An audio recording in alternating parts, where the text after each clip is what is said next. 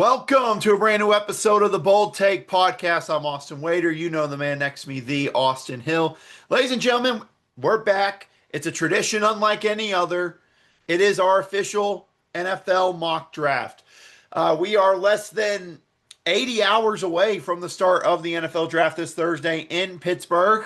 Don't worry, I have, in case you can't see it, the AFC North champion shirt. Had to support them even though there's a lot of things I don't support that's going on in that organization right now. But that's besides the point. But nonetheless, it is draft time in Austin. Last year we talked about and we thought that last year's draft was going to be unpredictable. This year feels even more unpredictable. Because, I mean, we're hearing potentially 6 wide receivers in round 1, 6 offensive linemen, 6 edge. I mean, with how these guys are all ranked and everything, it kind of feels like they can go in any sort of order possible and it wouldn't be shocking. Yeah, I mean, look, we talk about number one. I think we all feel pretty confident about number one, but the draft really starts at number two.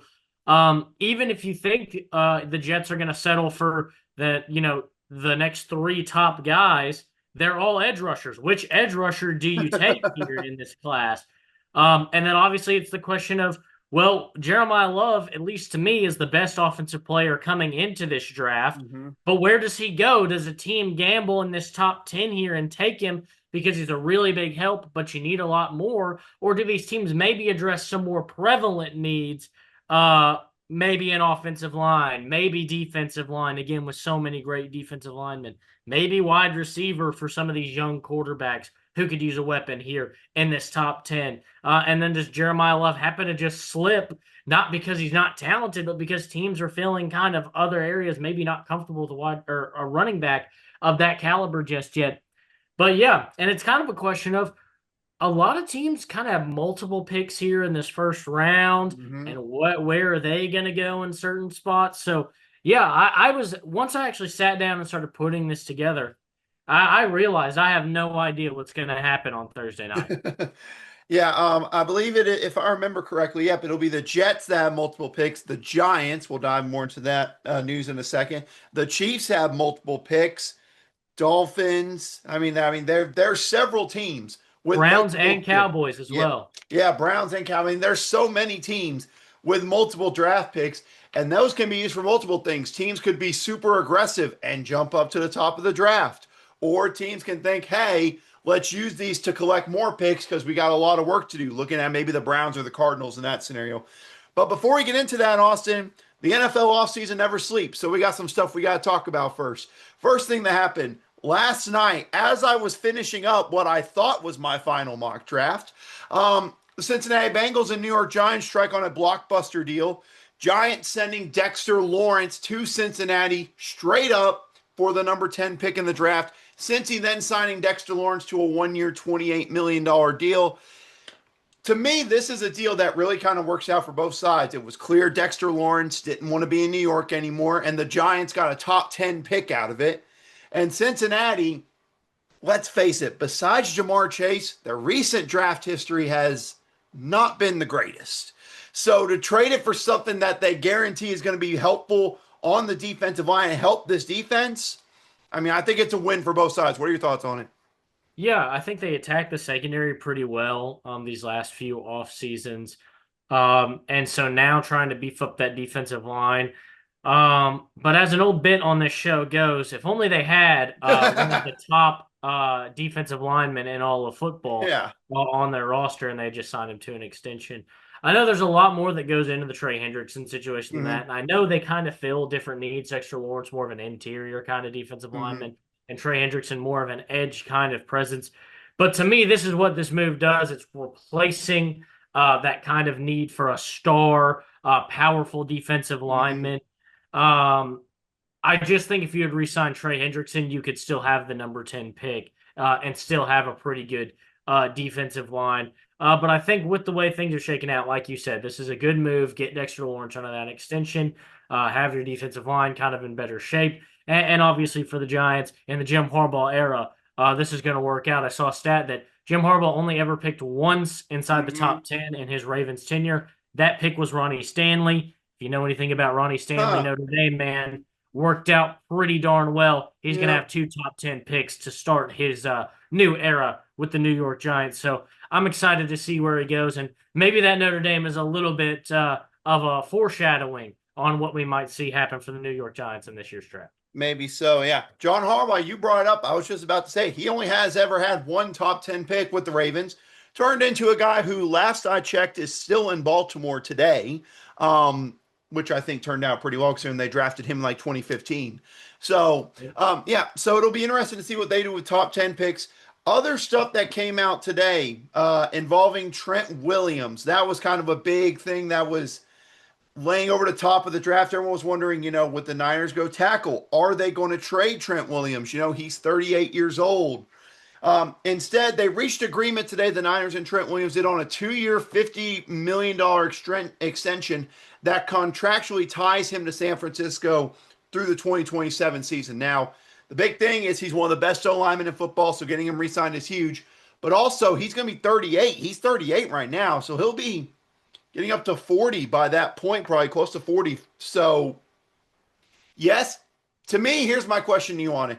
Yes, this is good for him. Did this signing alter your pick with the Niners at all? Because to me, mine still didn't get altered by this. So, no, my pick didn't get altered. I saw that and I was like, hey, that's a good move for him. It didn't change my mind. Like you said, he's nearing 38. The last couple of years, the big thing for Trent Williams, he's one of the best offensive linemen in football, Mm-hmm. even at, now getting to age 38. Health has been the big concern, and that's probably not going to get better with age.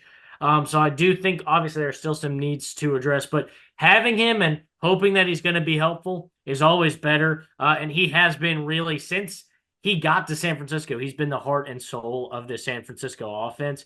I can really stand by that. So I think this is the right move to keep that kind of locker room presence and talent in San Francisco. But no, it didn't change my eventual pick here for San Francisco. Yeah, no, it didn't change mine either. Another thing that was pretty interesting here involving AJ Brown. We wondered all off season, what's the latest? Is he going to be back in Philly? Is like some certain reporter who may or may not have a job now was saying about maybe going to the Patriots. Well, it's now expected that those two teams, again, once you know, this is not official. This is just expected that the Patriots and Eagles are going to agree to a deal after June 1st. It saves money for everyone on a deal that would send him to the Patriots. Apparently, the Eagles have been seeking a first round pick for A.J. Brown, which for a wide receiver trying to get a first round pick, that's a tough thing to try to get done. But apparently, it seems like the Patriots most likely will be giving them a first round pick. It's just a matter of will it be 2027 or 2028. But obviously, this is something that won't go final till June 1st, obviously. So he's not 100% guaranteed. We've seen deals this offseason where we think they're going and then they back out of it. So, your thoughts on it? I guess let's think if this does go through, what do you think of it? Well, like you say, we've had a lot more concrete deals fall through this offseason. So obviously we'll still keep it in the realm of speculation, at least for now.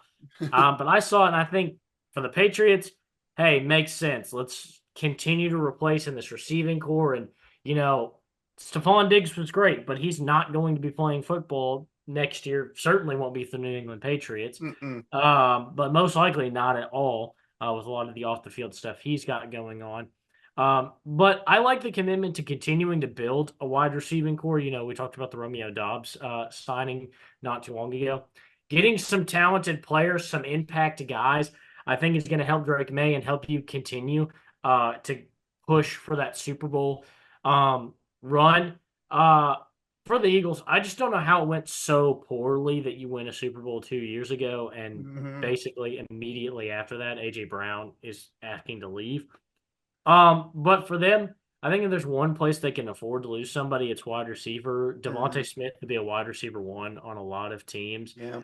So to be able to fall back on him and some of these other guys in the receiving core, wouldn't be surprised if they get wide receiver in rounds 2, 3, maybe even one. Like you said, a lot of talk about how many wide receivers we might see go in the first round.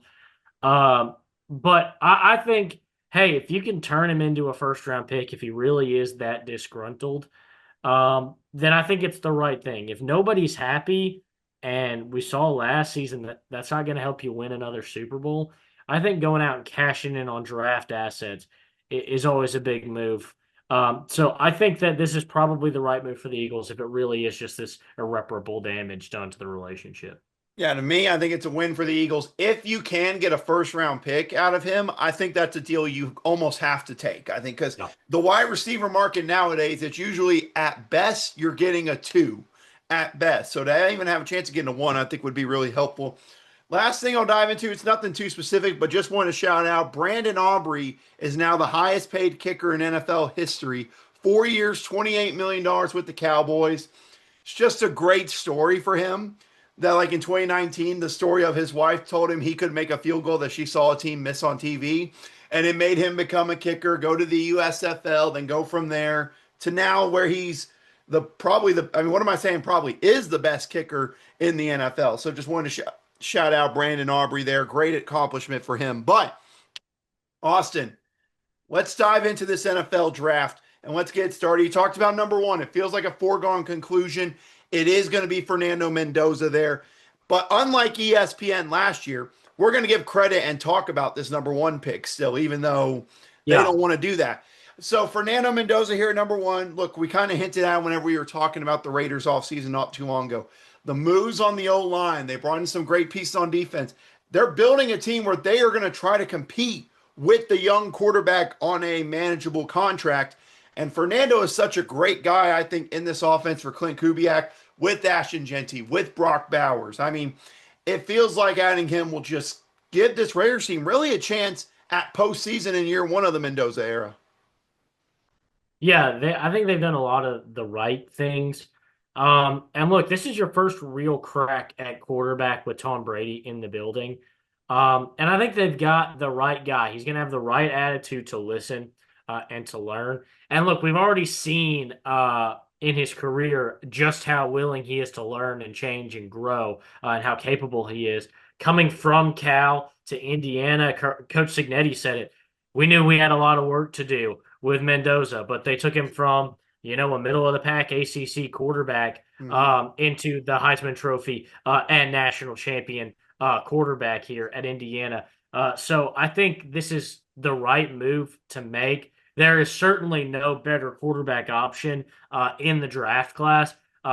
This is the right guy, 100%, and he's got the skills, but also the work ethic to make this work out. And you got the pieces, like you said, Genty, Bowers. This is the makings of a really solid team. And all the effort they put in the offseason, spending that money, they've got it ready for Mendoza to come in and be successful right away.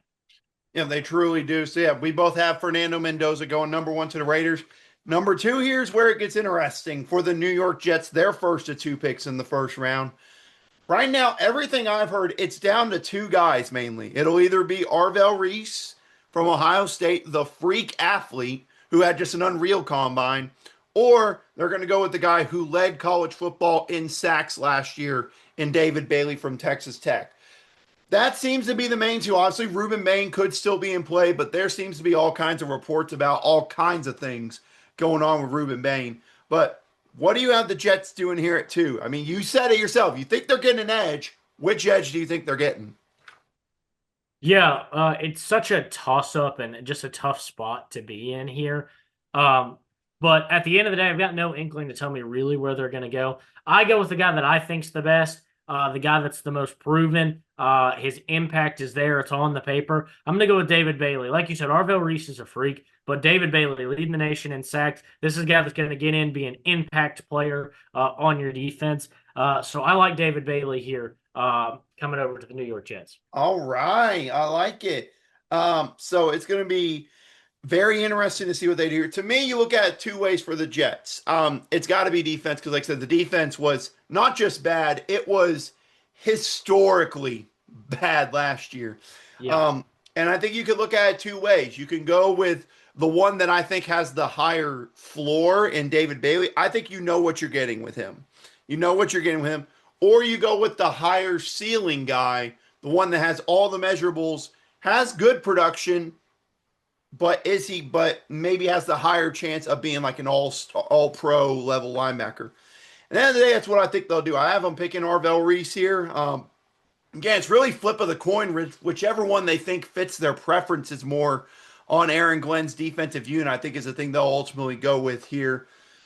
So we both have them going with an edge in round at pick number 2. Number 3, Austin, Arizona Cardinals. This is a spot where this draft could really, really shake up. There is all kinds of talk about multiple teams, the teams with multiple draft picks, trading up to here. And to me, if I'm the Arizona Cardinals at the end of the day, I'm looking to get out of the pick. There is so much that you need to get for this team. The more picks you can have, maybe in the first round, second round, the more you can get. But Austin, we got to know, are the Arizona Cardinals staying here, or is this where you have your first trade? We're not quite to my first trade yet, though I do have a few trades coming up in this draft. But right here, I like Arizona staying put. Like you said, they need so many spots to fill that they could go out and get something, a big time upgrade in draft assets and really start to build in the post Kyler era. Um, but to me, they need a direction defensively. At least on offense, you know what you've got as far as what you believe in Marvin Harrison Jr. You bring in Tyler Algier, who's a guy I think can kind of establish and level out your running game. And you've got some younger offensive line pieces. Paris Johnson, I believe they took a year or two ago.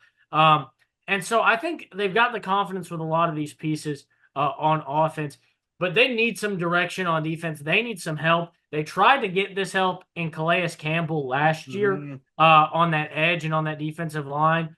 But I think they go with what's left at those top two edge rushers and Arvell Reese, and they get a guy, like you said, that's got a really high ceiling, and he doesn't have so much pressure with the Cardinals to come in and deliver right away. You've got Marvin Harrison Jr. still kind of developing. Paris Johnson, like I said, still developing a little bit. He's going to have some time to still develop, especially since Arizona is going to be looking to find their franchise quarterback, probably not this year, but maybe next year's draft. So I think you've got time to develop and kind of work on a guy with a high ceiling like this. So I like Arvell Reese to go here. Cardinals staying put.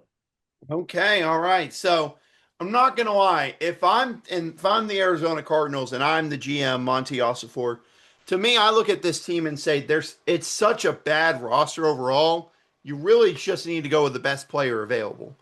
And to me, you could look at it as I have David Bailey as my top edge. You could go there.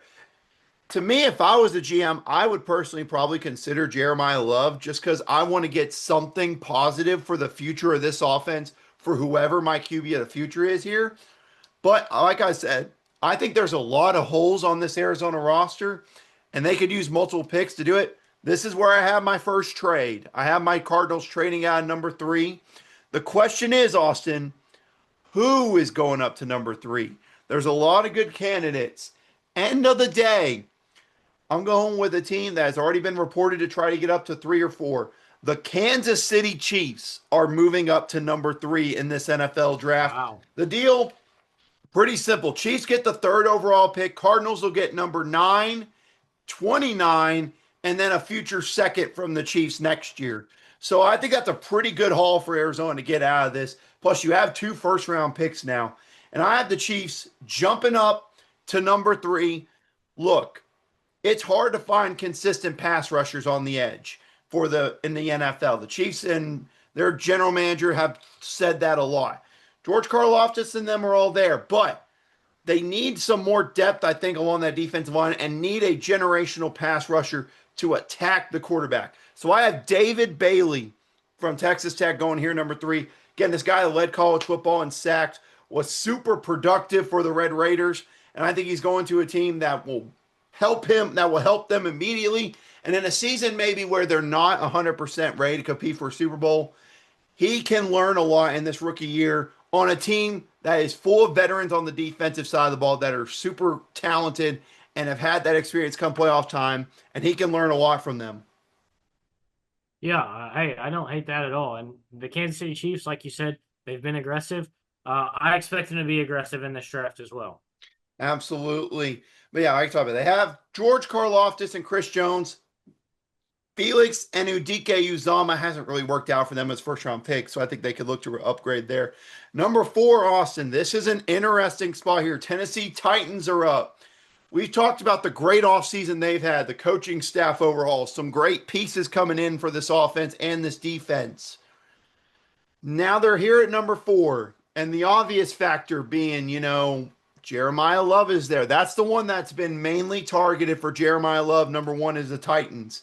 Other guys that they could go with, obviously. Sonny Styles, the linebacker from Ohio State. Robert Sala is the coordinator. We know how much he loves defense. They could also, if they really want to get another wide receiver for Cam Ward, Carnell Tate would not be too much of a shocker here. So, what do you have the Titans doing here at pick number 4? This is a really tough spot because you think about it. You just talked about with the Cardinals going best available. When you have so much, do you go for the best guy? Which at this point on the board for both of us has got to be Jeremiah Love, is the best guy left on this board. And I can see why they want to go that direction. And I certainly don't disagree with it. I just think there's so much more this team needs. And if they want Cam Ward to be successful, I think they need more for him. Mm-hmm. But I don't think there's any way you don't take Jeremiah Love here and get nothing. You don't pick somebody else here at 4. You either take Jeremiah Love or you trade out of this pick. I think that's all that you can do if you're the Tennessee Titans. You can't leave. Somebody will pay for Jeremiah Love. Yes, they will. And that's what I think is going to happen here at number 4. I think somebody's going to pay for Jeremiah Love. I talked myself out of it.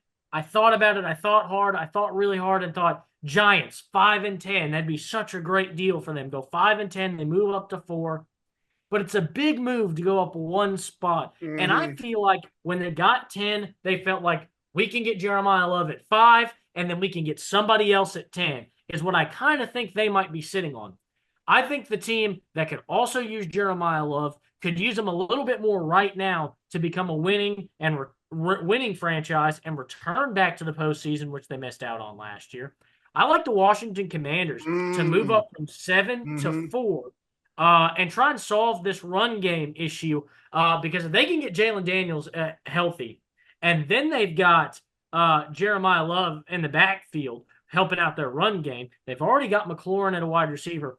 I think this team can be great. So I've got the Commanders giving up 187, their first-round pick next year, and their fourth-round pick next year for 101, and the Titans' fifth-round pick next year. Okay. I think it's a more than fair trade and makes sense. And now, look, you're Tennessee. You don't have to make this Jeremiah Love pick right here. You now have fixed yourself up for later in this draft. You moved up in the third round. You've gotten another pick. You got another fourth-round pick. And then you're going to get a first and fourth next year. I think this is well worth your while where you don't have to take Jeremiah Love and you can get somewhere else that I think you need a little bit more help in, but still get rewarded in this draft and in the future. All right. Wow. We both have trades happening in the top 5. I love this. I think this is the first time we both have had top 5 picks be traded, which these are the two teams, Cardinals and Titans, have been the two teams that the Chiefs, the Cowboys, even Washington. I originally, when I started doing my mock drafts, like after the main parts of free agency ended, I originally had Jeremiah Love going to Washington in mind. I thought so. I think that's a great fit, and he would immediately help them contend. And you think about all the injuries that Daniels had last year. Best way to keep a quarterback healthy is a really good run game. That's how you keep a quarterback healthy. Yeah, and my thought is you get Jeremiah Love, you're back on the winning track, you're back on the playoff track, and you're not worried about those picks in the future. I think for a team to move up that's going to have to pay the price to get Jeremiah Love, this is the team that's closest to that playoff push that can afford to kind of spend that much draft capital. All right. So for me, I am 100% with you. I think if the Titans are staying here at number 4, Jeremiah Love has to be the pick. I am 100% with you. And if they're not, then they could definitely trade back and get some good value. The thing is, though, in this draft, I think either 3 or 4 getting traded. I don't know if I see 3 and 4 getting traded. Agreed. I haven't thought of many times in history where we've seen multiple picks in the top 5 get traded. I mean, it's not that I don't think it can happen. It would be very surprising if it happened. So I actually have the Titans staying here. And like I said, If the Titans are staying here, the right pick for them is Jeremiah Love to get the best overall player on the roster. And Agreed. like I said, you want to help your young franchise quarterback out.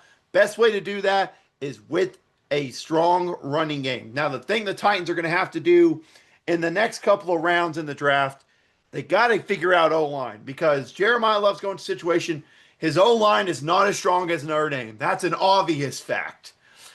So Yeah. they got to build up that O line better for him. But him and Cam Ward together, I think is the start of something truly special in Tennessee if they do select him there. But I could definitely see a trade out happening. Let's move to number five. Number five pick, the Giants. The first of two top 10 picks for the Giants. John Harbaugh and them, there's multiple different ways they could go. Jeremiah Love is off the board for both of us, though. They could go with Sonny Styles from Ohio State. Caleb Downs is there.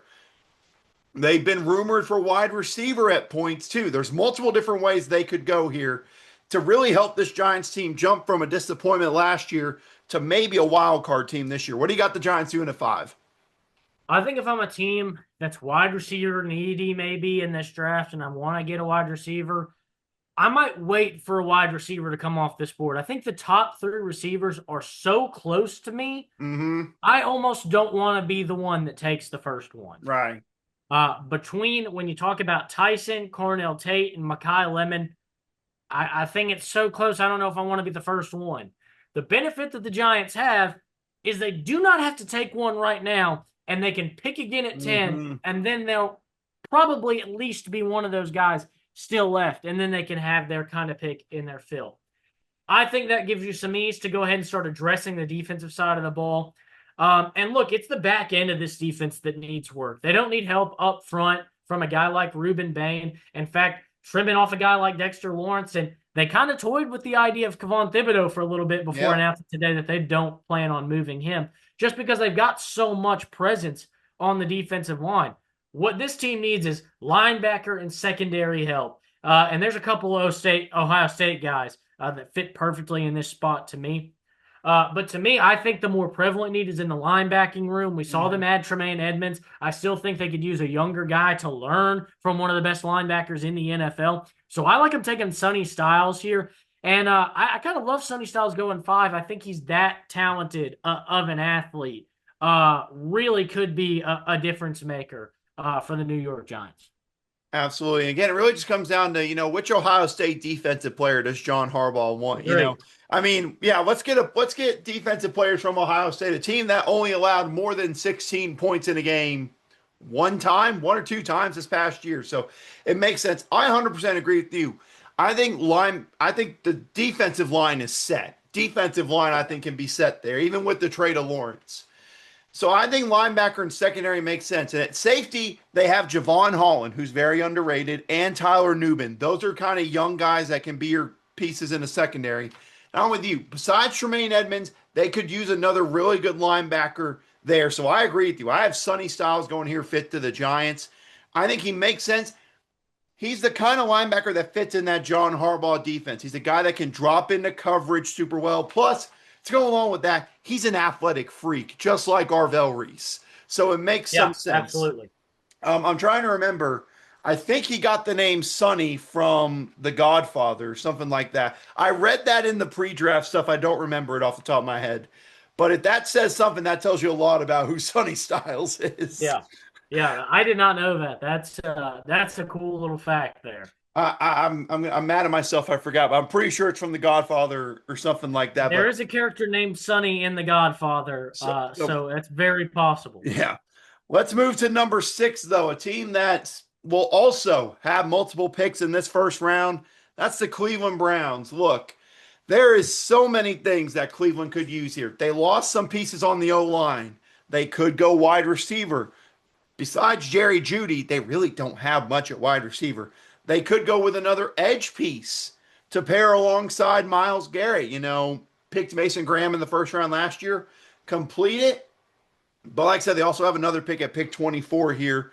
A lot of different ways the Browns could go. What are you thinking for the start of the Todd Monken era?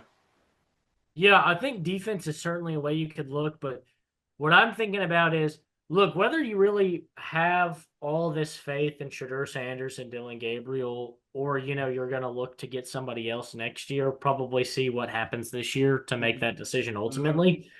But you need some protection, and this offensive line has been ravaged. They've let a bunch of guys go. I think Kevin Jenkins is the only relevant name that's going to be Yeah. returning to this offensive line next year. Mm-hmm. So I think they need some help there.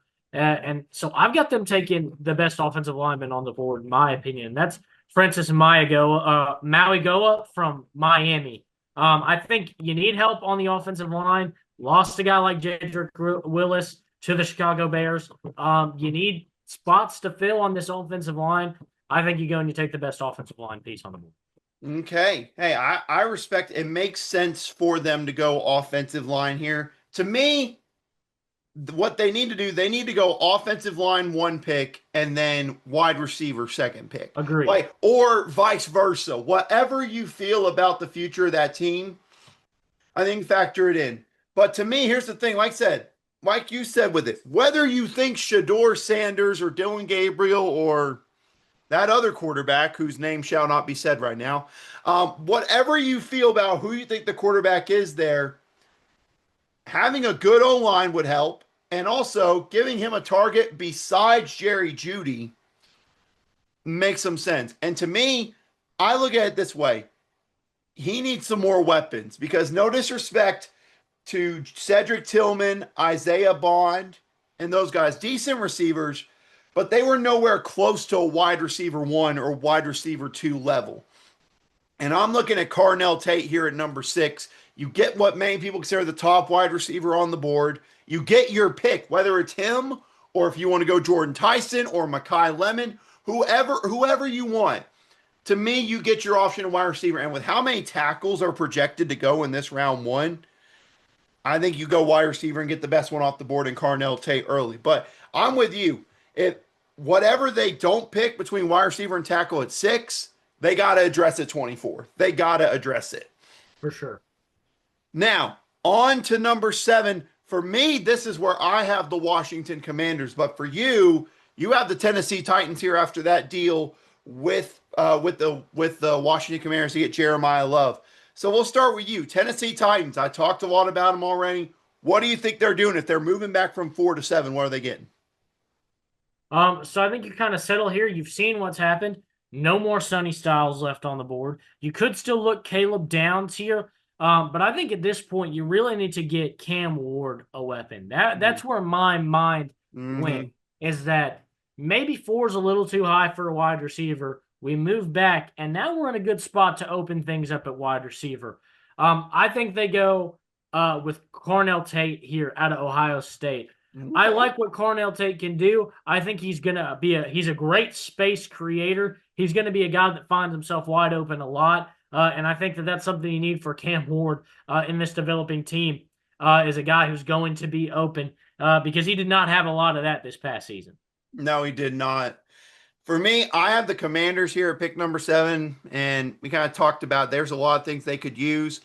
To me, if Sonny Styles is here at 7, he will be the pick for the Commanders. If Sonny Styles is there, he's going to 100% be the pick. Could have been Jeremiah Love, he's off my board. Could have been Sonny Styles, off my board. Could have been Carnell Tate, would have made some sense. He's off my board. So it's like, okay, where do you go? And to me, I think back to Dan Quinn, Austin, and I think about his great defenses in Seattle. He had Cam Chancellor and Earl Thomas, phenomenal safeties. Whenever he was with the Falcons, Keanu Neal was an all pro for a couple of years at that Yeah. safety position. And you have a chance to pick someone who, look, there's a lot of great players. This is my favorite player in the NFL draft. And you got the opportunity to get Caleb Downs here, someone who immediately elevates your defense to a new level. I think this is a no-brainer if the board falls as it may, that this is Caleb Downs here, number 7. He will immediately help that defense. May not turn him into a top 10, but improves that defense a lot. And that defense has got to improve. I know there's questions about the run game, maybe offensive line for the Commanders. But again, something else that helps a great young quarterback maybe feel less pressure, having a strong defense. I think Caleb Downs can be the start of that in Washington. Now, pick number 8. This is an intriguing one with the New Orleans Saints on the clock. The Saints had such a strong finish to the year. Tyler Shook looks like he maybe could be their next true quarterback for this team. They could go and get him a weapon. They could go and get a pass rusher to replace Cam Jordan in them. They could go corner because their cornerback room is also depleted. Lots of options for the Saints at pick number 8 here. What do you have them doing? Man, I think they got a lot of needs. I'm with you there, but to me, I look at the defensive side of the football here. Offense, they seem to have kind of found some things. They brought in Travis Achin. I'm going to try and say it correctly here. Um, for that running back room. Looks like they might move on from Alvin Kamara. Seem comfortable with Olave and company at wide receiver. Maybe could use some help at tight end, but I think we're a little bit too early for Kenny Sadiq, Kenyon Sadiq, even though he's a very, very talented tight Yes, very. I think we're a little bit early there. I look to the defensive side of the ball. You had some staples that have departed. Marshawn Lattimore was traded last year at the deadline. Demario Davis left this offseason to return to the New York Jets after, almost a decade in New Orleans. Cam Jordan is a free agent still out there. I think they've got a lot of needs to fill. I think you really want to fill one of those two big gaps. Cam Jordan and Demario Davis have been leaders on this defense. They're the two guys to me that I think of when I think of New Orleans Saints over the last 10 years. They're the leaders on that defensive end. You think of Demario Davis's cool arm sleeve he always wears with that always thought that was cool while he was in New Orleans. And if I was here, I would take Sonny Styles if he was on the board. That's my Demario Davis replacement right there. Yeah. Sonny Styles isn't here though. So I think you got to go and address edge. I like CJ Allen. I don't know if CJ Allen's going to be a first round pick on Thursday. I'd love to see it. I don't think he's going to be a first round pick though. I think somebody's going to get his steal in the second round or later because I think he has first round talent. I don't have him going here. I think you've still got one great edge rusher left that we were talking about at the number 1, number 2 pick months ago. Of course, some stuff's come out. We've got some questions. Right. As always, somebody has the worst day of their life revealed. Literally right a week before the draft happens. It's always somebody. Yeah, it's always somebody. They always pick somebody and just decide to try and ruin their draft stock. Maybe it's insiders for teams trying to get guys to fall later in the draft. I don't know. I think he's going to be a steal right here. I like Ruben Bain at 8 to replace Cam Jordan and kind of be the new face on that edge to pair with a guy like Brian Breesy and Chase Young on this defensive line.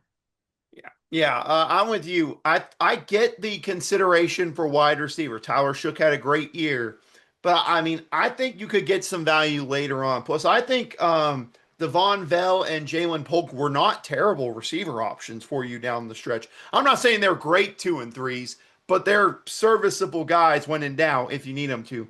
I look at this secondary though, and you think about it, their top corner Alontae Taylor signed with the Titans. Michael Davis, one of their guys, is a free agent. Kool-Aid McKinstry will be back, but who is there beside him? Isaac Yadam, Quincy Riley, Justin Reed, Jonas Sanker. Not the best secondary in the world there to me. And I get maybe you have the questions about linebacker or on the defensive line, but I think the secondary is the prevalent need to me. And there just happens to be a guy who played his college ball in the same state as New Orleans that's just screaming to be a pick here. I've got Mansour Delaney being the number 8 pick to the Saints. He will fit a need immediately. He'll help this defense immediately. And again, I think jumps up the Saints, a team that maybe very much could compete in that NFC South next year. And having a good young corner there, I think would definitely help out a lot at the number 8 pick. Now, pick number 9. This is where it gets interesting once again via some of the trades that happened. This for you is the Kansas City Chiefs. For me, it is the Arizona Cardinals via that deal I talked about at pick number 3. But let's start with you. Chiefs coming off the Mahomes injury, coming off, signing Kenneth Walker, trading away all their secondary. A lot of things on the board that the Chiefs could use. What do you think they get here at number 9? Yeah, I think you need to address the defensive side of the ball here, especially since Jeremiah Love didn't slip down to this spot. Before this season, when we were doing way early projections, college football season hadn't even quite wrapped up. We were thinking Jeremiah Love probably falls into the Chiefs' lap and they take in That hasn't happened. And they realized, credit to them, they realized that wasn't going to happen. And Hmm. they went out and got Kenneth Walker, the reigning Super Bowl MVP, to be their next running back. I could see an argument for wide receiver. I think Jordan Tyson and like Kai Lemon would look awesome in this offense. But I have a sneaky gut feeling Tyreek Hill ends up back in Kansas City at some point, I whether agree. it's in the beginning of the season, late in this offseason, or sometime in the middle of the season once Tyreek Hill is maybe a little bit more healthy and ready to go. But Hmm. I think Tyreek Hill ends up back in Kansas City. I think they're probably already having those conversations right now. I think what you really need to do is look at this secondary, which was not that great this year outside of Trent McDuffie. And Trent McDuffie does not play football for you anymore. Mm-mm. So I think you need to go and replace him. I do still have Caleb Downs here. It shocks me to my core that he's still here on Woo! my board, but I have him not taking Caleb Downs either. I've got him going Mansour Delaney out of LSU. Like you said, he's a super talented guy. And the thing to me is that he's a corner, and that's real. I think Caleb Downs can maybe slide down to Right. corner. He's a Yep. talented player, but he is a safety. I think corner is the need. I think going and Hmm. getting a guy who can come in and play corner day one is really where they need to go. And so that's where I like Kansas City's first pick in this first round. Yeah, that makes sense to me. If I had the Chiefs staying at 9, I would have had them picking Mansour Delaney too. I mean, secondary's so bad. They could Yeah. use the depth there. So for me, I have the Arizona Cardinals here at pick 9. A lot of different ways they could go. Because like I said, there's a lot to fix. That's why I have them trading back. They now have picks 9, 29, 34, their own draft pick. They have the 34th, 35th pick somewhere in there as like the one of the first and the second round, and then a future second next year from the Chiefs. So to me, I look at it this way: you have so many holes to fix. Where's somewhere that you can start at that's really good? It's that offensive line. Multiple starters headed for free agency. They signed Isaac Samalu from the Steelers. I hate that the Steelers let him walk. No, I don't want to talk about it. They signed him to a great deal and allowed the lowest pass rate among guards, pass rusher rate. But the tackle besides Paris Johnson, I think is a big question. They don't really have an answer on that other side. And to me, in mine, the top tackle in the draft is still on the board. So I got them getting Francis Mauigoa, the tackle from Miami. To me, no matter what, if you're picking Ty Simpson, like people are rumored to think the Arizona Cardinals might do in the second or third round of this draft, or you're doing a quarterback next year, starting to build a good foundation on the offensive line is something that it's not a bad thing to do regardless of any point in time to set up the offensive line for the future. So now let's finish out this top 10, Austin. The Giants, their second top 10 pick, the one they got for trading away Dexter Lawrence. We both have them getting Sonny Styles with that number 5 pick. And we both kind of hinted at maybe they go there and wide receiver at this 10th pick. So I got to ask, do you have them going receiver here at number 10? I do. And look, if you kind of peek ahead in this draft, and I didn't do that at first, but I realized it perfectly lined up. There's some fun storylines that can be made for a certain wide receiver in just a Yeah. few picks. That makes a lot of sense. Also, I think that the best receiver in this class goes right here at number 10. Injuries have been a little bit of a derailer in his college career, but when Mm-hmm. he's on the field, he's got the size, the speed, the athleticism to be one of the best wide receivers you've ever seen.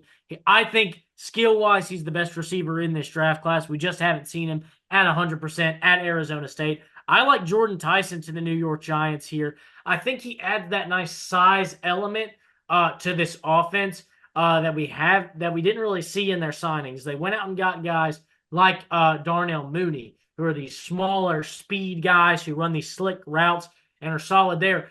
And while Tyson can do that, I think he's got the size to be that kind of jump ball threat that Jackson Dart could use in those red zone situations. And so I like Jordan Tyson going to the New York Giants here. All right. Wow. It's crazy. Two top 10 picks, same teams, and we match on both of them. That's funny. I also have Jordan Tyson going here. He's been rumored there. The Giants and Joe Show and Larry had a dinner with him the night after his pre-draft workout. So I mean, everything's lining up for it. Plus, like I said, you factor it in. They lost Wandale Robinson. They signed Calvin Austin and Darnell Mooney to like 1 year deals.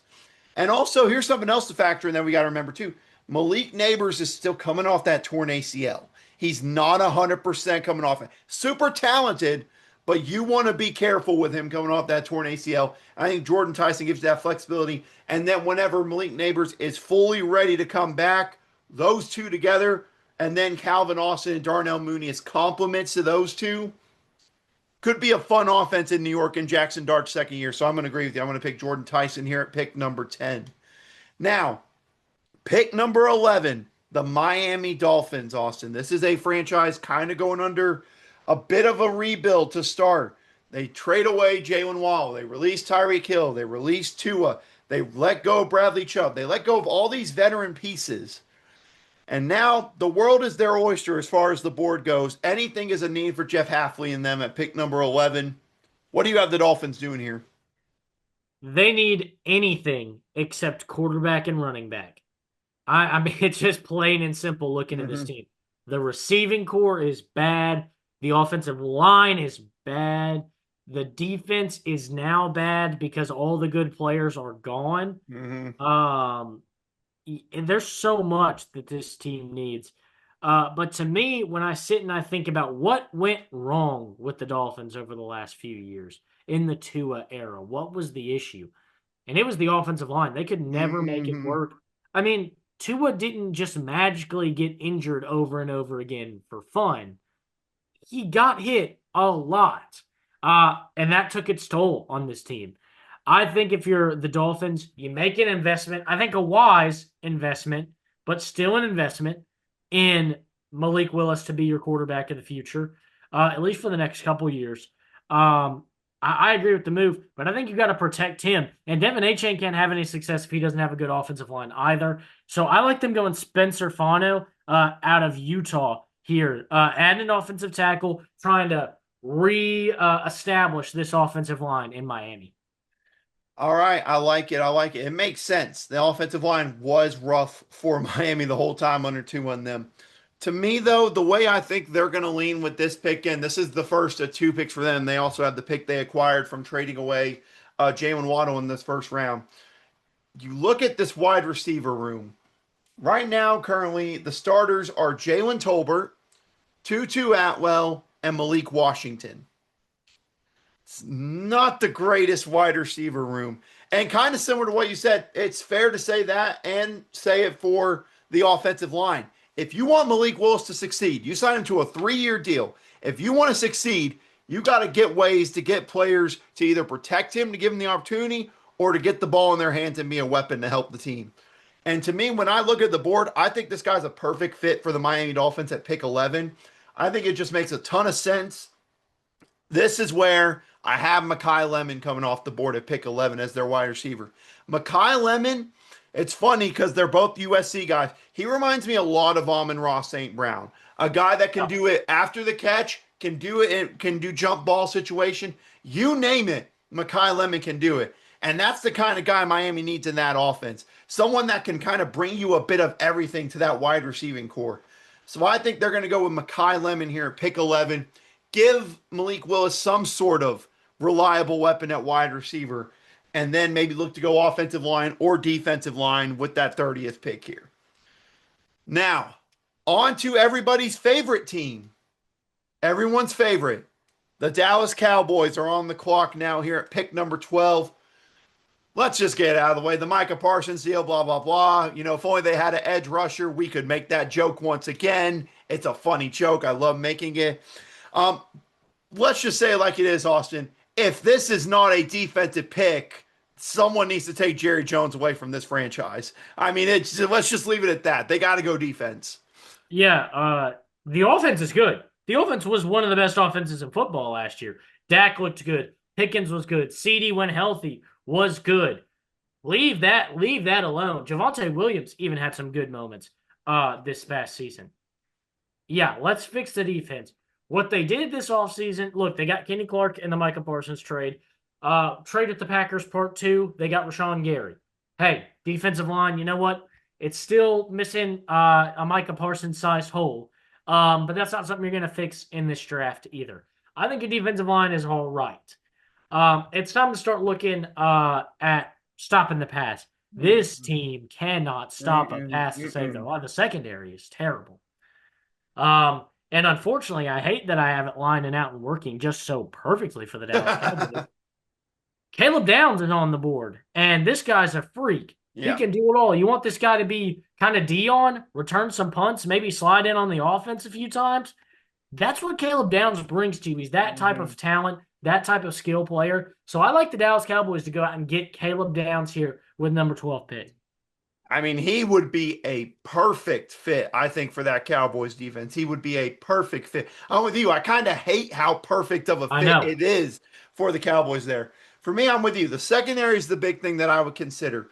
But I think with Mansour Delane going number 8 to the Saints, I think that kind of ruins the chance of that. Because if he falls to the Cowboys, that's the pick, and that has to be the Yeah. pick.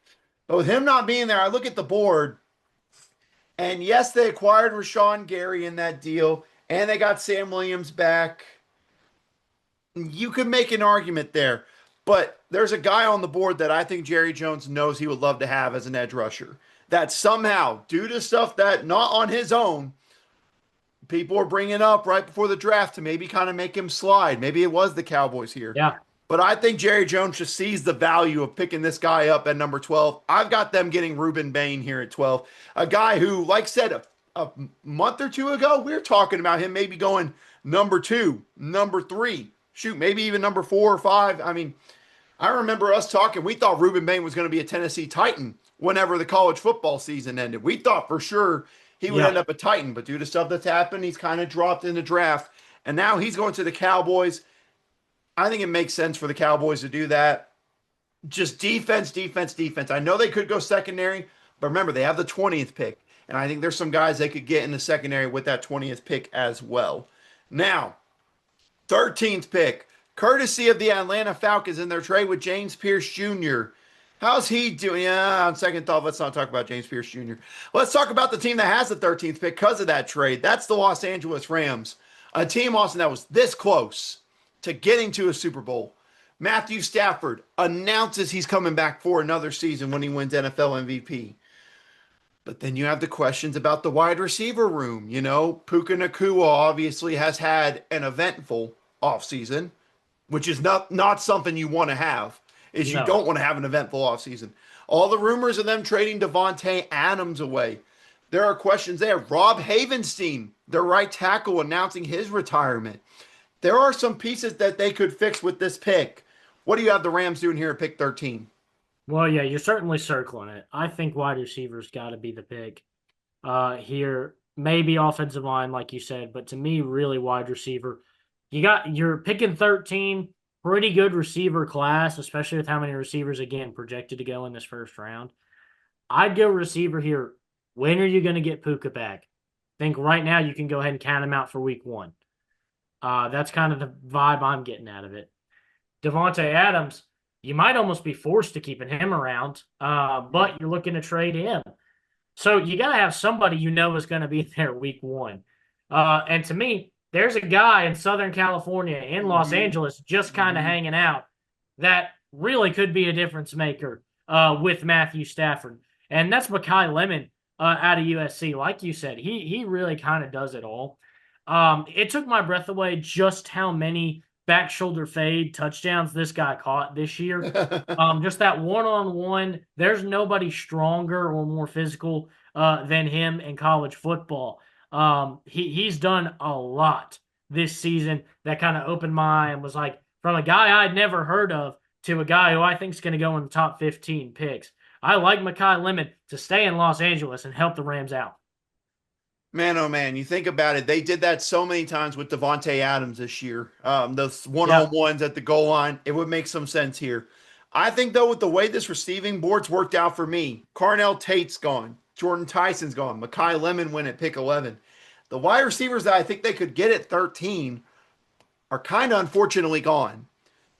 And there's one thing the Rams could use, it's some more draft help. So this is where I have my second trade happening. I have the Rams trading back from 13 and moving on up is one of my all-time favorites and my guy and a team that needs to fix its offensive line. That's the Detroit Lions.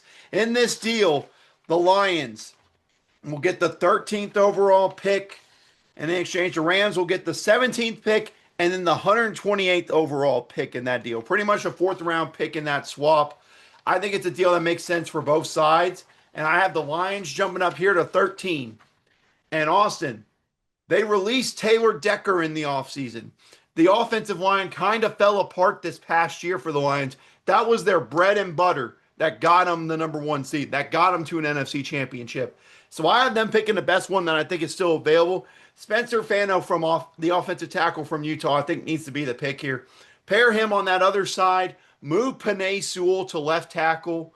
You've got your tackle set yet again for the future. I think it's a move that needs to be done for Detroit. They've got to make this offensive line better to execute while they have the pieces that they do under reasonable contracts. Completely agree with you there. All right. So now moving on to number 14, the Baltimore Ravens on the clock here. And they've also had a bit of an eventful offseason. We thought this was going to be the Raiders maybe picking here at 14, maybe in a recent deal. Yeah. They backed out of it last second, though. And a lot of ways the Ravens could go. Could they use another edge rusher to pair with Trey Hendrickson? They lost Tyler Lindenbaum. They could go offensive line. The secondary's been a question, and something that's been a question since Lamar Jackson's gotten there, Austin, the wide receiver room. I mean, if there's a lot of choices for the first draft with this new regime in Baltimore, what's your thoughts for the Ravens here at pick 14? Yeah, lots of things, lots of questions, lots of things to do. Um, it's a tough spot to be in. I don't really have any secondary that jumps out to me for this team. And edge rushers, maybe, but you got Trey Hendrickson. I think here you really want to address the hurting you took on the offensive side of the ball. Lost Linderbaum, lost Isaiah Likely, and Charlie Kohler. So my two thoughts come to my mind. At tight end, Kenyon Sadiq would look insane in this offense. My only fear is that he wouldn't get kind of in the same situation that Isaiah Likely ended up in, where Mark Andrews just still dominated snaps as like the top tight end. And I don't really think of Kenyon Sadiq, not that he's a bad blocker by any means, but I don't think of him as that blocking tight end for those two tight end sets. I think of him as like a flashy kind of receiving threat at tight end, a real athlete. And while he could still do that in that second tight end role, I think here you need to really upgrade that interior offensive line. I like them taking Olava Vega Ione from Penn State. Mouthful of a name. I'm so sorry because I know I didn't say that. It's all good. That's how I was going to pronounce it too. So to me, you'd said it right, which no, I didn't say it right. I think Linderbaum's gone. You lost Kohler. You lost Likely. You need some upgrades blocking for this team that runs a lot with its quarterback, runs a lot with Derrick Henry. And so I think this is kind of the perfect fit to start trying to fill some of those holes here. I think it's the best pick they can make here in the first round. Yeah, I'm honestly glad you said the name so I don't have to attempt to pronounce it because I also have him going to the Ravens here at 14. Just makes too much sense. It makes to fix that interior on the offensive line. Why not go and pick from every single option as far as guards do? You could, I guess, if you truly wanted to, you could trade back and get Chase Basantis, the other guard. That's the one that could go in the first round. But I think at the end of the day, he's the best one. I'm just going to call him Ione. That's the only thing I'm going to say is his last name. I agree with you. I think he goes 14 here to the Ravens. It's an easy pick to me. I should have had them taking Kenyon Sadiq, so I could really take a crack at that. Yeah, the way I probably would have pronounced it would have Elia Vega, something. I would have messed it up like that. Elia Vega Ione or something like that would have been how I pronounce it or something. I don't know. But I thank you for taking the bullet for me. I appreciate it. That's something that will not go unnoticed, I promise. Yeah. Unfortunately, that was the right pick. So it is. And you think about it, they picked Linderbaum, I think 16th overall the year they picked Linderbaum. So they picked like interior offensive linemen in this range before. It makes sense. Pick number 15 now. Tampa Bay Buccaneers. Austin, this was a rough offseason for Tampa Bay. Losing Jamal Dean, losing Mike Evans. There's more they lost. Levante David retired. They lose some pieces on the O-line and on the defensive line. in a season where kind of Todd Bowles' butt is on the line here, it seems like they kind of got to hit on this draft and do good to try to keep their jobs alive and not have to risk maybe a rebuild starting there in Tampa Bay. What do you have the Buccaneers doing at pick 15? I think for the most part, offense is the better of two sides here, and when we're coming into this draft, you still have Baker, you still have Chris Godwin, Emeka Ibuka. You've got Bucky Irving. Sure, you've taken some losses and some hits, and maybe you're not super confident in Cade Otton, but I think Cade Otton's been all right. Kenyon Sadiq maybe is a guy I could see them taking here. It's not the guy I have taken. I know I'm saying a lot of Kenyon Sadiq for a guy who hasn't had I him mean, taken. he's a guy that could go anywhere Uh, in that 10 to 20 range. He yeah, could go anywhere. I just think he's such a talent. It's just I think there's some teams that need a little bit more. And for me, I think especially it being Todd Bowles as the head coach, I think this team needs to address the defense. Mm-hmm. On the defensive line, it's Vita Vea and nobody else. And that's Mm-hmm. where I really think this team needs help. I haven't taken Akeem Messidor, the other edge out of Miami. Stays in the state of Florida, which is certainly helpful for them. But yeah, I think they need some help on this defensive line. They haven't really had a solid edge rusher since Shaquille Barrett. Mm-hmm. And so I think they really need help from a guy like Akeem Messidor.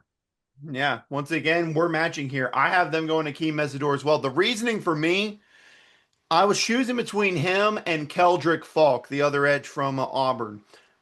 Keldrick Falk maybe fits their scheme better, but a thing I heard the Tampa Bay talking about is they want more pass rushing. They want to be able to pass rush a lot better than what they have.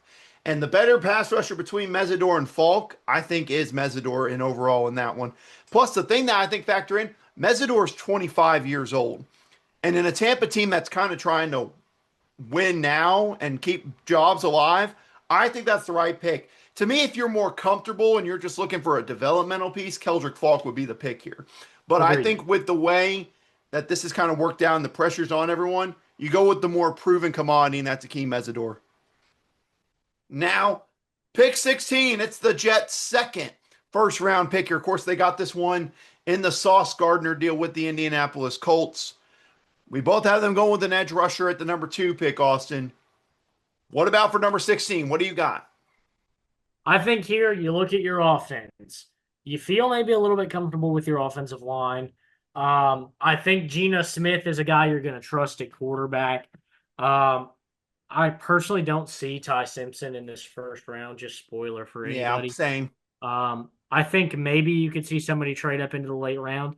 But the unfortunate part about this year's draft, our two Super Bowl competitors really need their first round picks Mm-hmm. to kind of get there to keep their Yep. teams on track. Yep. So it's not like in years past where you see somebody trade up and get Lamar Jackson, or you see somebody trade back in and get. I was trying to Jackson think. Dart last year. I mean, Jackson prime Dart was example. who I was Yeah. trying to think of last year. There are the teams that are picking down here at the bottom. You've got the Dolphins who were sitting at 30. I look at the Texans and they really need that pick. Uh, Kansas City needs 29. Like you're looking and I'm thinking probably not going to be a lot of room to trade back into this draft unless you pay a pretty penny. And are you willing to Exactly. pay a pretty penny to get one more year of Ty Simpson? I just don't know that there's that many people out there. But I think the Jets really need to fix this offensive line. I think anyway they would feel confident enough in Geno that they wouldn't take him in the first round no matter where the second first round pick was. Um, I like him going and adding some weapons on the offensive side of the football since they've addressed their defense. You have Brees Hall. You don't need a running back.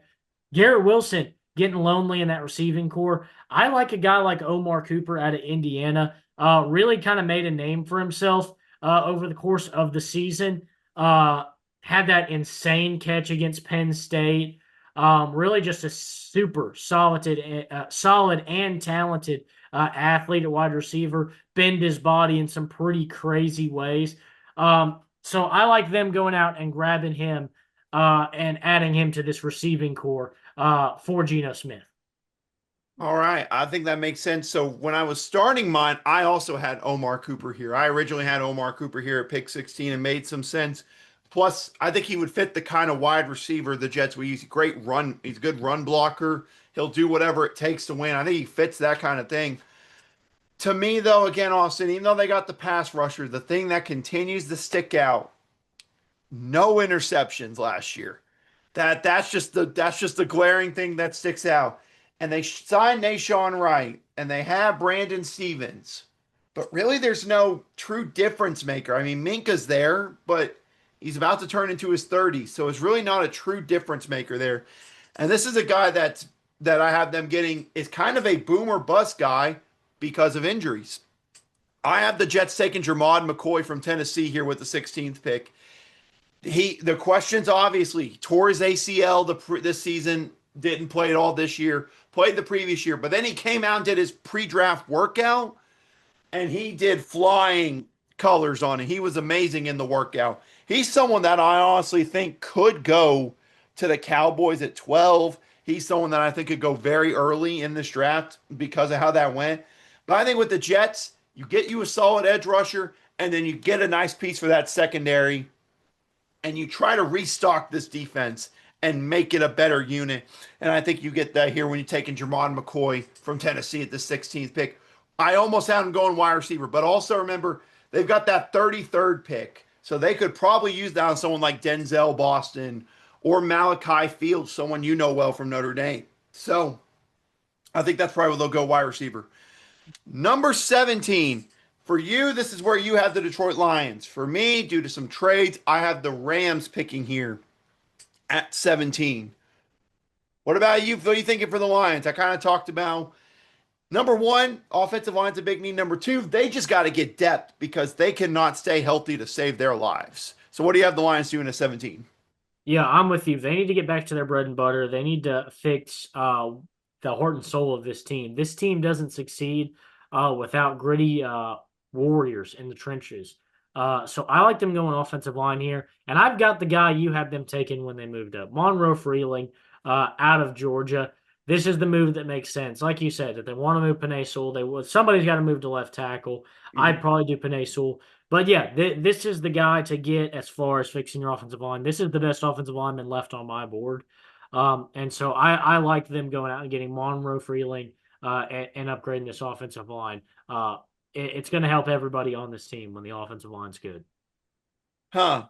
It's funny. Different teams here, same picks. I have the Rams picking Monroe Freeling here. And my reasoning for that is kind of what I talked about. Rob Havenstein retired. He was kind of a foundational piece at that other tackle position. And the thing that why I wouldn't go wide receiver here, you think about it, Austin.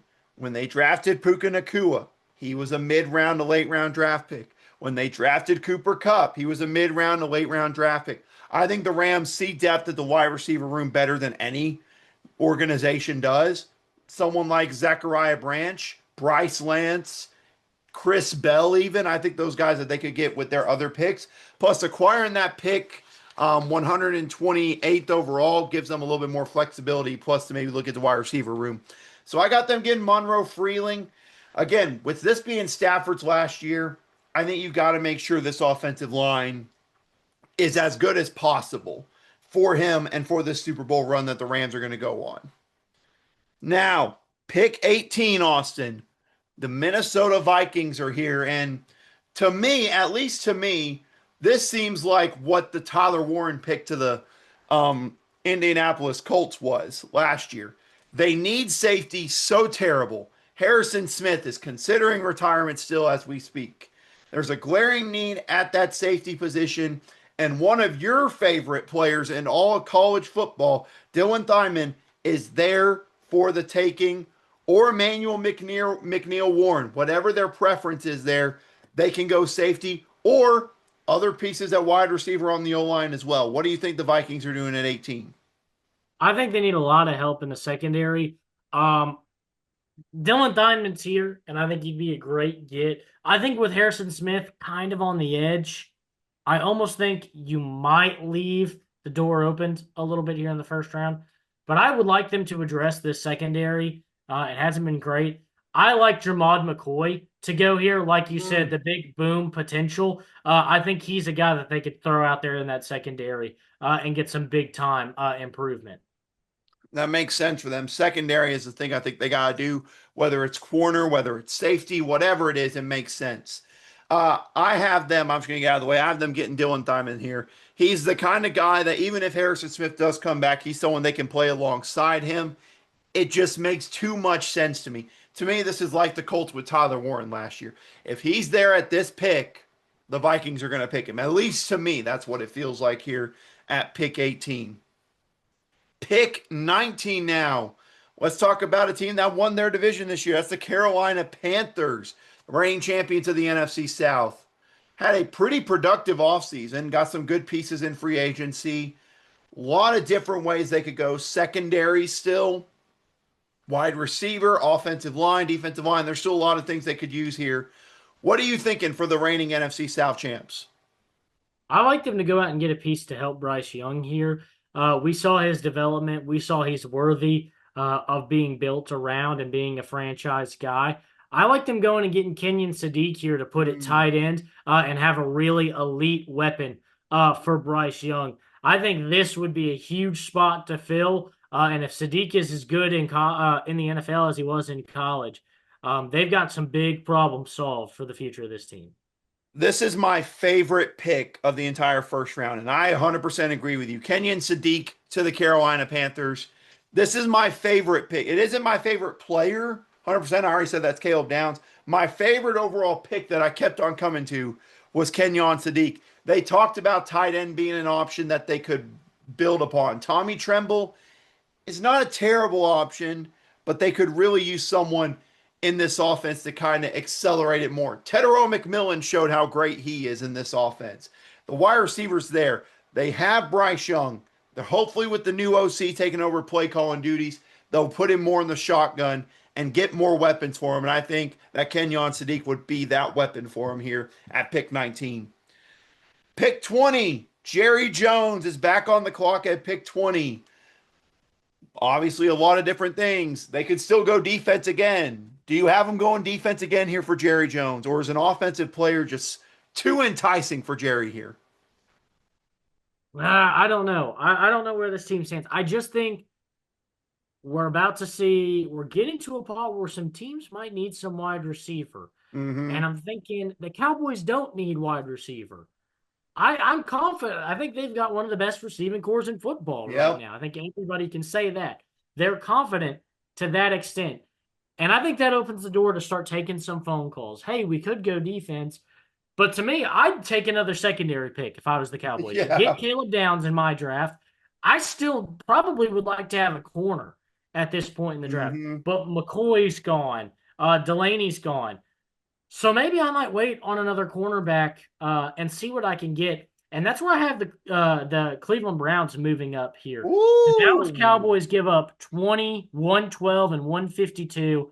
And in return, they're going to get 24, 70, and 146 from the Cleveland Browns. And to me, the Browns move up 4 picks. They get ahead of a team like the Steelers and ahead of another team like the Eagles, who could maybe both be looking at receivers here in this first round. And I have them going and grabbing Denzel Boston out of Mm. Washington. I really, really like Denzel Boston. And I think he'd be up here with these top 3 wide receivers in this class if he was at an Ohio State or a Georgia or a USC or an Arizona State. If he had played in maybe some of these teams that got a little bit more coverage, these offenses that got a little bit more coverage this year, Mm-hmm. I think we'd be talking about Denzel Boston the same way we talk about these other guys. He has the NFL skill set. He showed that at Washington. I think he could be a great piece for whoever ends up playing quarterback this year and beyond for the Cleveland Browns. All right, all right. So for me, I had the Cowboys staying put here, mainly because I had them go and get the best defensive player on the board they could in Ruben Bain. But they gotta have to address that secondary. And I see the two options I see as my pick still Avion Terrell or Colton Hood. And it really comes down to what their preference is at this point. And to me, I think Avion Terrell's good. Maybe you look at the bloodline and say maybe that pick makes sense there. End of the day, though, I'm going to lean with Colton Hood going to them from Tennessee. He's a press man bully. If you watch the guy and you watch him on film, press corner fits the mold really well there. He's got to get a little bit better in zone coverage for stuff I've seen, but I think he has potential. Pair him in that secondary alongside some other pieces that hopefully they can get in the draft or in free agency to go along with it and build this secondary up. And I think Colton Hood could be a big part of that. 21 now. We have the AFC North champions. Is one of the few things I get to brag about. Let me have it, people. The Pittsburgh Steelers, the home team for this NFL draft. The Pittsburgh Steelers on the clock at 21. Million different ways that they could go here that I would not hate. If they wanted to go offensive line, I wouldn't hate it. If they wanted to go wide receiver, would not hate it. If they wanted to go secondary, would not hate it. The only thing I would hate is if I hear Ty Simpson's name at 21. If I hear Ty Simpson's name at 21, don't call me for at least 24 hours. And that goes for you too, unfortunately, Austin. Just don't talk to me for at least 24 hours and then I'll get back to you. But what do you have the Steelers doing here at 21? Here, look, yeah, I think I'd go quarterback here if there was a quarterback I felt worthy of going in this spot. I think Taylor Green's combine was really exciting. They brought him in for a top 30 visit. That's my dream. I want them to pick Taylor Green so bad.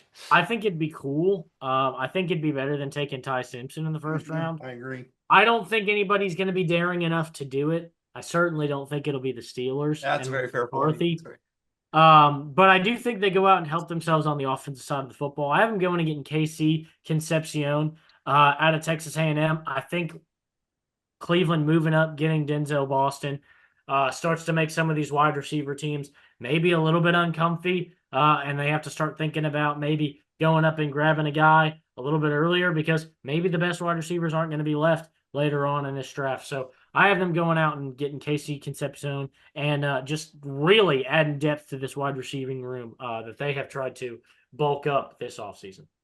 So yeah, better not be quarterbacks. If you heard the news today, shockingly, Aaron Rodgers is holding a team in limbo again because he still won't announce what the heck he's doing. The important thing, though, is they said Will Howard's QB1 right now. And all I have to say is if Will Howard's QB1, then I actually look forward to watching Steelers football this year. Or Taylor Green. Either one of those two want to be QB1. Yeah, I know the Steelers won't pick Taylor Green, but they brought him in for that top 30 visit, for guys that they're actually interested in. And it's just got me hoping and praying that I see that they're like fourth or fifth round. I see Taylor Green, and I'll be at like my little cousin's like birthday party. And I'm just gonna be keeping track of my phone up, like, come on, show me Taylor Green, show me Taylor Green, show me Taylor Green.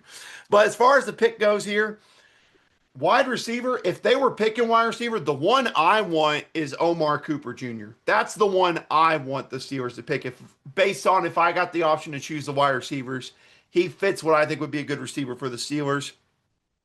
To me, though, good Lord, the offensive line needs help. Like I said, we lose Isaac Samalu. He's gone. Broderick Jones suffered a setback on his injury. I think they announced that today or yesterday, where he might not be ready for the start of the season. And to me, there's a tackle out there that fits perfectly with the Steelers. And I mean, who knows? We saw some trick plays with him. Maybe they could use him here. I got them getting Caden Proctor from Alabama. They love their SEC guys. George Pickens, they picked from Georgia. They picked SEC guys before. This is another one I really like. I would love for Caden Proctor to go here to the Steelers. I think he'd be a phenomenal fit if they did get him at pick 21. 22 now. Let's move on to Jim Harbaugh and the Los Angeles Chargers here. Obviously, just falling short in the playoffs, losing to the eventual AFC champions. They could go with some offensive line depth to help repair this offensive line because, Lord have mercy, Justin Herbert barely survived last year. They could go with wide receiver if they wanted to go and get a piece maybe for Herbert. Secondary is something they could go with, and defensive line. Many different things they can go with here in round one. What do you have the Chargers doing? To me, I think the Chargers might look to address the interior offensive line a little bit later in this draft. But I think you got to feel confident in knowing that Rashawn Slater and Joe Alt were just banged up this year. And then will hopefully be 100% at the Mm-hmm. start of the season. Mm-hmm. I'm okay with not going offensive line at this point in the draft. I think really what I'd like to see them hit is that interior defensive line. You've got Khalil Mack as a guy on the edge. I think you're all right there. But I like them going Peter Woods out of Clemson to kind of fill that need up the middle and give them a little bit more force. I like it. Deshaun Hand is he left for Atlanta, obviously. Tart got extended. Caldwell showed some flashes. They could use more pieces in that interior on the defensive line. To me, though, I think if the board had fallen a little bit better as far as interior, like if our guy that we have going to the Ravens, Vega Ione, going doesn't go at 14 to the Ravens, and he's down there, maybe they look to trade back Yeah. a bit, knowing there's more depth between him and Chase Basantis at guard. But seeing him already go, and the only other first round guard or interior offensive lineman that would make sense for them is Chase Basantis, I think they waste no time and they pick him. It makes sense. Fill that guard position. It can be a lot better. Plus, like we talked about, you lose Zion Johnson and you release Mekhi Becton, who at points had turned into a pretty solid guard for a lot of teams whenever he got in the opportunity. So I have them picking Chase Basantis here at pick 22. Pick 23, the Philadelphia Eagles on the board, Austin. We kind of already hinted at what the future holds for A.J. Brown, most likely heading to a new team. They could go wide receiver here. It would make some sense. Or they could go with edge rusher due to some pieces lost. What do you got the Eagles doing here at pick 23? I think I'm still, again, comfortable with the receiving core the way that it kind of stands for the Philadelphia Eagles. Bless Bless you. me. With or without AJ Brown. But I think the big thing that I look at with this team is, man, these guys got hit a lot more than they expected to. Um, got some guys on this offensive line, maybe getting a little bit older, getting near the end of their contracts. I like them going Caden Proctor. I think he's a real big physical Mm, beast that can really beef up this offensive line. Maybe he doesn't come in and play right away, but he's a good kind of contingency plan for maybe a guy like Lane Johnson departing in the near future. Or, maybe he gets converted to guard. I don't see that necessarily so much. But I think Caden Proctor could be a good piece to beef up this Eagles offensive line and kind of get that run game back to where it was 2 years ago. all right. So to me, with the Eagles here, I'm looking at my board that's left, and there's still a few linemen still in round one that they could get between, Blake Miller, Mike Ioniker, the one from Arizona State. Um, they could go and get Caleb Tiernan, who is another guy they could look at. I think there's pieces at tackle that they could go and get a little bit later on. So I actually like the Houston Texans jumping up to 23 here with the Eagles. Pretty simple swap here. I got the Eagles. Texans getting 23 and the Eagles getting number 28, number 106, and 2027 fourth round pick. Howie loves trading back. He loves trading so much. We've seen it so many times with the Eagles. Trading up, trading back, you name it. He's done it all involving trades. I like the Texans jumping up here. And to me, I don't care what you say. Deep offensive line is still something that needs to get fixed there. You could go interior, but Chase Basantis and Olivia Vega Ione are gone for the guard positions. Braden Smith's your tackle on the right side. He's 30 though, and making $10 million. I don't think you're going to want to keep that around long term as far as it goes. So I have them trading up to get a guy who actually I think is kind of crazy when you think about it, is still here. Caleb Lomu, the offensive tackle from Utah. I think they jump up ahead of the Browns, knowing they're probably going to tackle, at least in my draft, based on how it's gone. And they get the guy that they want, who I think would be a great fit on that right side. Or maybe he's a guy you can move around on the interior for this season. And then you let go of Braden Smith, move him to right tackle. And then you have Arante Ursry at the left tackle position. I think you can have that step for the offensive line and try to build this thing up. 24, Cleveland Browns back on the clock. Their second first round pick for me. For you, it's the Dallas Cowboys here at pick 24. You talked about Jerry and them trading back. What do you think that they are doing here at pick 24 after trading back a bit? I still like secondary. I like going corner here. You've got Caleb Downs now at a corner. And I'm kind of where you were a little bit earlier between Colton Hood and Avion Terrell. But to me personally, I'm going to go with the guy that I like better, that I think has maybe more NFL ready talent. And that's Avion Terrell. He's a guy that I Okay. really like. I think you talked about Kenyon Sadiq being your favorite pick. I think this is my favorite pick. It's a little bit maybe of a reach for where Avion Terrell might end up, probably maybe more of a second round guy. But I think he could be a big difference maker, especially being picked at this point in the draft for the Dallas Cowboys. That could really gear them up to have a much better season defensively next year. All right, all right. Yeah, I was about to say, I think it's fair either way with ever guys. AJ Terrell's brother, for those who could obviously probably figure out the context there on that. Yeah. I have the Cleveland Browns here at pick 24, and I think knowing that the Texans just trade up ahead of them to get the guy that they were probably going to take at tackle at 24, I think they have to kind of pivot and go to their next tackle pick, which would be Blake Miller, the offensive tackle from Clemson. Not nearly as polished as Blake Lomu, but the important thing is Cleveland's not really in contend now mode. So you can plug him and play, kind of like Will Campbell's year. Plug and play, let him learn this first year, and then hopefully continue to see development and him turn into one of the better tackles in the NFL. 25. We're here, Austin. The Chicago Bears on the clock here. Boy, oh boy, Austin. Obviously, there's a lot that you would like to see the Bears get at this pick. Go ahead and hit us with it. What do you have the Bears picking up with the 25th pick in this NFL draft? Look, the odds are slim that this guy makes it down to this spot. I did not do this intentionally, just for people to go ahead and this did not happen on purpose. It's convenient, but it is not on purpose.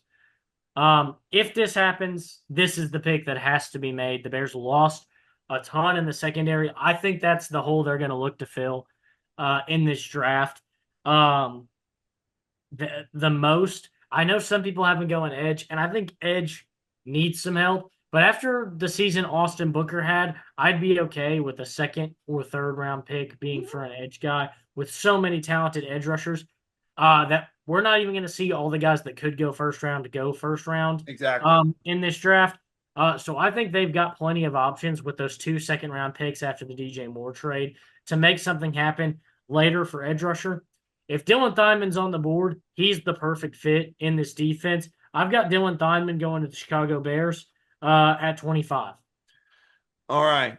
So now pressure's on me. I got to make you happy here. Obviously, I can't make you too happy because Dylan Thineman's gone Yeah. to the team in your division. So obviously, that's not something you like to see there, obviously. But for this, I think the next guy up is just as talented, and we've seen it. Toledo's produced some great secondary prospects in recent history with Quinyon Mitchell and them. I got y'all getting Emmanuel McNeil Warren, the safety from Toledo. I think him and Kobe Bryant together can be a solid replacement for obviously, losing Jaquan Brisker and Kevin Byard. Losing them, I think replacing them with Kobe Bryant and then Emmanuel McNeil Warren, I think is pretty solid. If Dylan Thyman is there at 25, I'll be begging them to pick him at 25. I just don't know if he's going to be there at Yeah. 25. That might have to be a thing where you trade up, honestly, if you want to get him. True. So, pick 26 is Austin's second favorite team, right behind his favorite team. That's the Buffalo Bills here at pick 26. Obviously, all the drama from this offseason as far as everything goes. They could go wide receiver here. They could go edge. They could go defensive line, secondary. All kinds of things make sense here for them. What do you have the Buffalo Bills doing? For the Bills, I like help on the defensive line. I think that they could really use some talent on that area. With Vaughn Miller, Joey Bosa, they've been trying to find that guy. It hasn't worked out perfectly. I think that's where they'll go, but I feel like they don't have to rush to get any of those guys. And we see a team at 27, the Niners, who could be looking at offensive line, a team at 28, the Texans, who could be looking at 29 or offensive line, and then the team at 29, the Kansas City Chiefs, looking for offensive line. Which of those teams do I think is going to be most aggressive and going after the Buffalo Bills picks to make their team better and get their first choice and to get a choice of a guy who, like you said, is pretty talented for the offensive line? I think Kansas City is willing to pay the price Yeah. to move up and upgrade from 29. They've been aggressive all offseason. They're ready to head back to the Super Bowl. They didn't like sitting out. So they want to get back. So my last trade of this draft, I've got the Chiefs sending 29, 109, and their third round pick next year for 26, 126, and a fifth round pick next year from the Buffalo Bills. Um, and with this pick, I think they go and they get Caleb Lomu for their offensive line to really help protect Patrick Mahomes. They need help on this offensive line, and they get it in a big way. All right, all right. Bills and Chiefs trading. We've seen it before. Hopefully, this is a trade that works out better than Xavier Worthy scoring touchdowns against the Bills Yeah. after they made that trade with the Chiefs. Hopefully, that works out better for them if they do that deal. I've got the Bills sticking here at 26. And look, let's just say it like it is. The drama in the wide receiver room this offseason was kind of just yikes as far as it goes with everything there. They acquired DJ Moore. It makes sense. Khalil Shakir's not bad. I think they could look to use one more receiver. Edge rusher, I could see them going edge rusher, but they picked up Bradley Chubb. They have Greg Rousseau. Landon Jackson still has viable depth once he gets healthy and will play for them this year. So I don't see defensive line. I think Christian Benford and Maxwell Harrison are not bad. So I really don't know secondary. So to me, I use this to fulfill the wide receiver room and give him a good weapon. I like the Bills getting Omar Cooper here. And the thing that I love about Omar Cooper here is he's a great overall, I think, a deep route runner, receiver, all of that. He's also a really good run blocker. And that's something you could use in this offense with James Cook, one of the best running backs in the NFL, led the NFL in rushing. I think he could be really talented and he could fit well in that Buffalo system, plus someone that could be quick to get the ball to for Josh Allen. I think he makes some sense for them here at pick 26. Now, pick 27, you talked about 49ers are up next. A decent offseason for the 49ers, we've kind of hinted at. Mike Evans, they brought him in, but they did lose Robert Saleh. They re signed Trent Williams, so maybe they don't go offensive line here. Maybe they do. Corner is something they could use. There's a lot of needs for this 49ers team. What do you have San Francisco doing here at 27? So I don't have him going offensive line. I think Lomu goes. Maybe they're like, we'll hold off on offensive line for now. And now they have, I didn't know this when I made this, but now I know they have the added comfort of knowing they have Trent Williams under a big extension. So with that, I would have them go with some help on the defensive line, which is where I think they could really use some help, and taking Keldrick Falk out of Auburn. This is the guy that I would have had the Buffalo Bills take him with them moving back. Hey, maybe the guy we wanted at offensive line is gone, but we get a really solid piece to add to our defensive line. I think Keldrick Falk makes a lot of sense for them. Absolutely. For me at pick 27 here for the Niners, I look at it this way. Again, the wide receiver room, you signed Mike Evans for maybe 1 year at best. You hope Ricky Pearsall makes that jump. Christian Kirk's there. You haven't re-signed Jawan Jennings. Man, I will say this, if Kenyon Sadiq was here at 27, perfect marriage for him in San Yeah. Francisco. I don't think he'll get to 27 though, obviously with us both having going 19 to the Panthers. For me, I think this screams wide receiver. I could see an argument for edge with Bosa and Williams both coming off the ACL tears.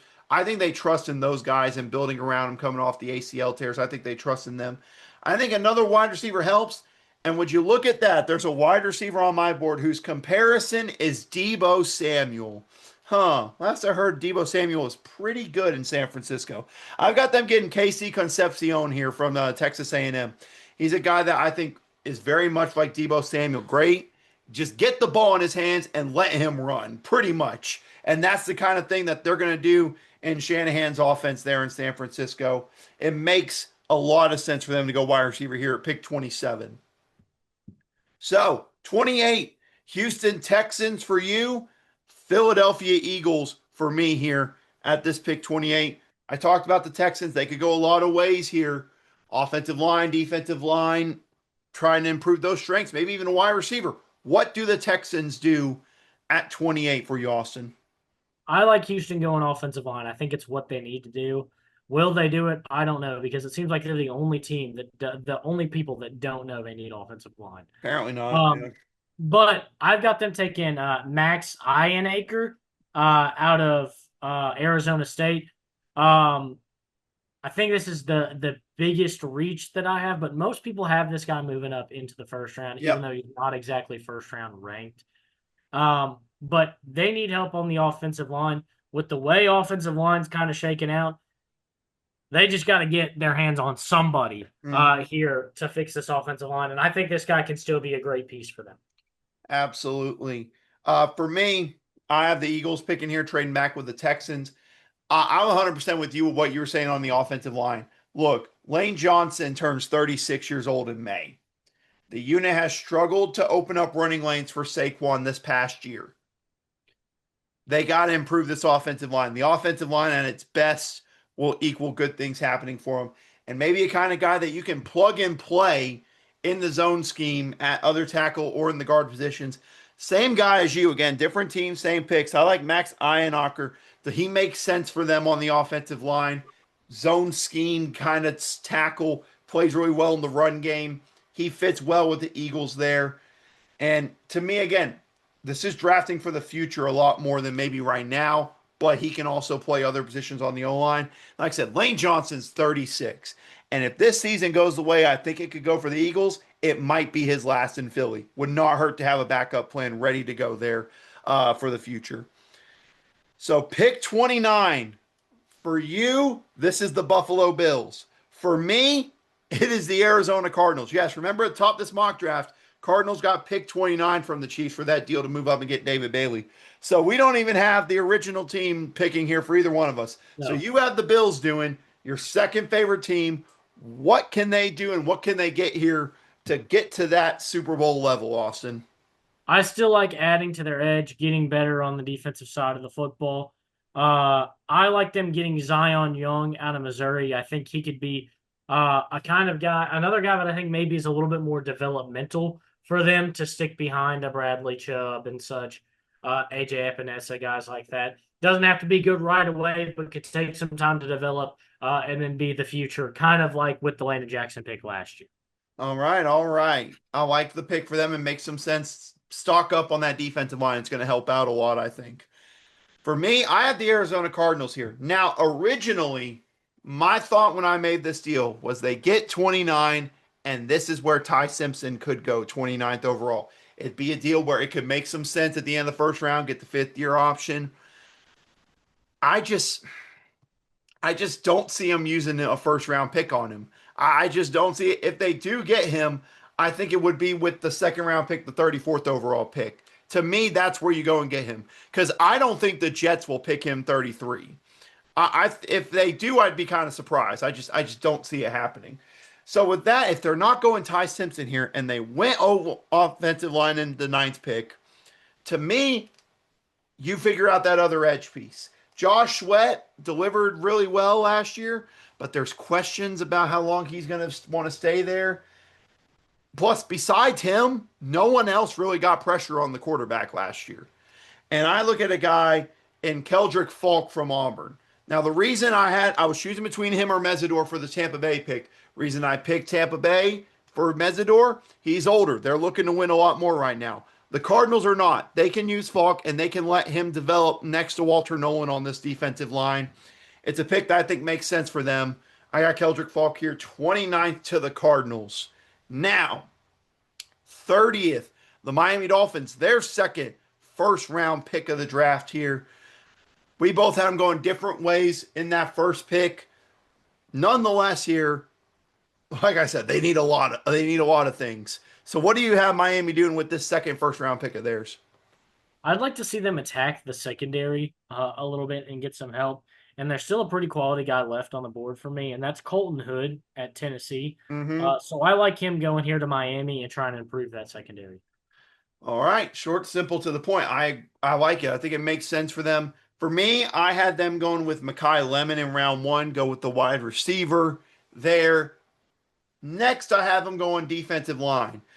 Chop Robinson is the only established edge there after Bradley Chubb's release. I mean, maybe Josh Uche, David Ojabo could be like reclamation ads, but the Dolphins need another reliable starting level rusher on that side. And maybe he's not ready right now because you look at his production, it dipped this year, but he has all the potential. I got him getting TJ Parker, the edge from Clemson here. A guy who entering this year was high stock about how high he could go.